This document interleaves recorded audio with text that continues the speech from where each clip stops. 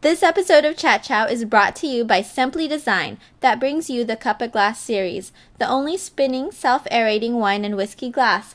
Take them for a spin at simply.com and use coupon code CHATCHOW to save 10% on your Simply glasses.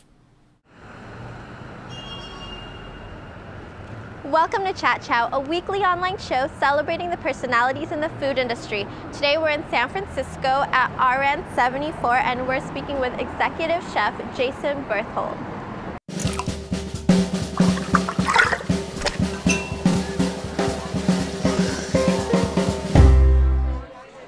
Chef, can you tell us what this dish is? Yes, this is our gooey duck clam dish with phyllo wrapped prawns, pomelo, ocean herbal vinaigrette. And then this wine that we're pairing with it? The wine we have is a Vermentino from Italy. It's from Laura Escaro, which is the producer. And the reason that I like this wine so much is because it has great acid, great minerality, which is something that we look for in white wines, in particular with raw preparations and seafood. But because it's sort of near the coast, it has a certain brininess in the wine, which of course matches the brininess of the clam.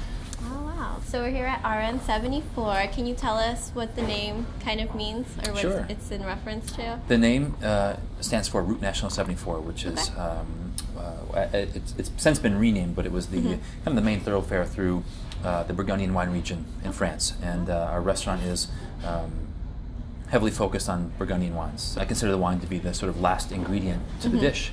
And we have to create food that is clean enough and open enough that there's room for one more ingredient. So our food is very pure and very clean, and we definitely are thinking about certain styles of wines when we create dishes, and maintain a certain balance of that within any given menu.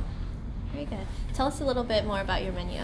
Well, the menu is it's an a la carte format, and that means that we have a number of first courses and a number of second courses. But it changes quite often, and we're fortunate to be cooking in Northern California, where we have access to all kinds of beautiful ingredients, and our menu is certainly influenced by what is coming into season and changes quite frequently. Who are some of the purveyors that you work with? Well, there are a number of great purveyors in San Francisco that provide a number of the restaurants with things, but also being here with access to Marin and Napa and Sonoma and Monterey, fishermen, people that grow herbs, harvest wild herbs, wild mushrooms.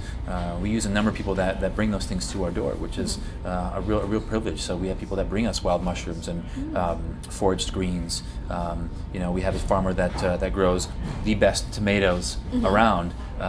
Amazing stone fruit that are all delivered to us, and it's really fun. And I think we have a certain responsibility that when these things are available in the year and they come to us, that we should try and utilize them. So our menu changes accordingly. So if somebody comes to us with the first of the apricots, we're going to think of a dish to use apricots with. And as the apricots are going out of season, maybe we'll take as many as we can and preserve them and pickle them and put them into a marmalade or a pickle or whatever, and we can prolong that season a little bit as we're ushering in the next ingredient.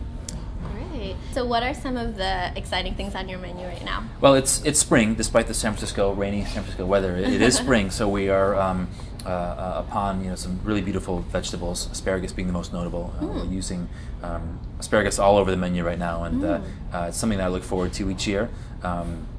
One of my favorite dishes is actually on our lunch menu, and it's an asparagus salad, more or less. And we use the big jumbo asparagus because you get that nice sweet flavor and the great texture of the large asparagus. And we make an oyster vinaigrette, it's a roasted oyster vinaigrette that we dress the asparagus in. We serve it with sunchokes that are very lightly pickled, very simply dressed arugula with some meyer lemon marmalade and some crispy sunchoke chips. And the reason that I like that salad is because it's great for lunch. It's got great texture.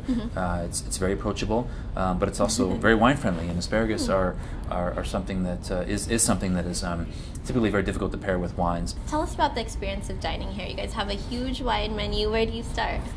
Well, unfortunately it can be intimidating for a lot of people coming in for the first time because it is like you say, it's a very, very large wine list. I think with 2,000 or 3,000 selections.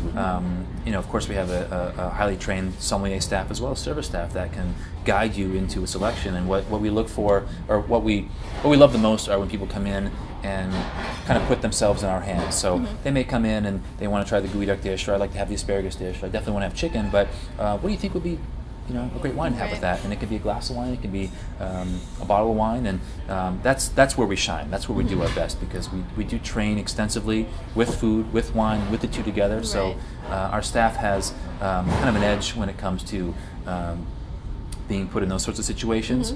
And you know, I think it's important for people to come in with that sort of a mindset, but at the same time, express your price point. You know, I mean, let people know, like, okay, I'm looking for something maybe $85 a bottle. What do you think would be best with this? Don't be afraid to communicate that. Right.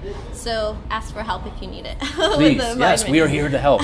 We are of course in the hospitality industry. We are here to take care of you, and please, don't be afraid to ask for help. and with a wine list like this, and with staff that is trained such as ours, you're going to get probably a better experience that way. Good.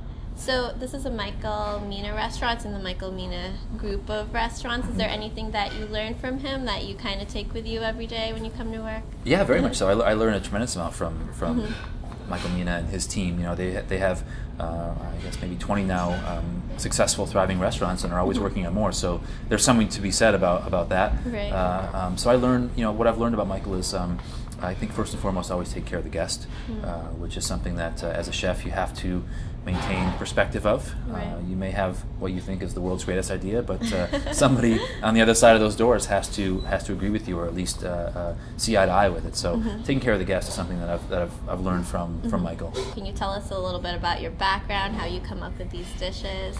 Yeah, well, you know, I'm from the Midwest, which is you know, not the most well-known epicenter of culinaria, at least you know, a decade ago. But there's a lot happening since then, and you know, grew up in a family that cooked enough to pique my interest, and you know, started cooking at a young age, and went off to New York City and trained with some really great chefs who kind of introduced me to embracing spontaneity.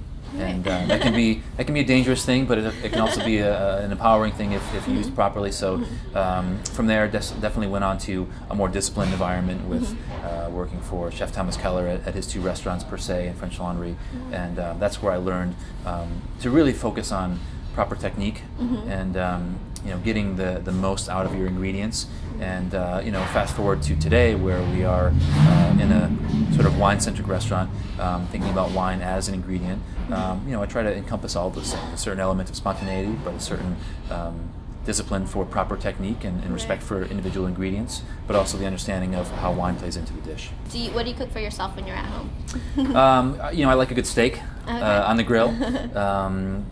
You know, simple things. I like, you know, a big pot of clams or Dungeness crab, maybe roasted chicken, lasagna even. So rumor has it you have your own wine label. Can you tell us a little bit about that? Sure. I do make wine, and this will be my 7th year making wine, and Wow.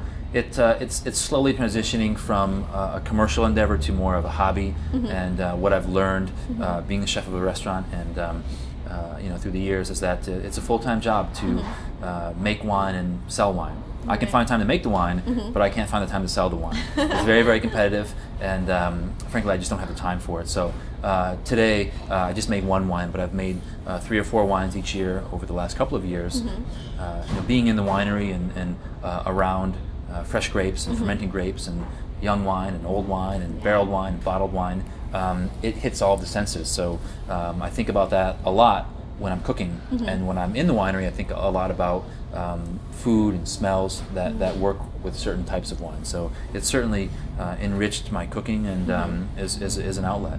Okay, sounds great. Well, thank you so much. You're welcome. Cheers. Cheers. Thank you. Can we try your dish? Let's do it. Okay. Let's see. So the bottom over here is the gooey duck. Right.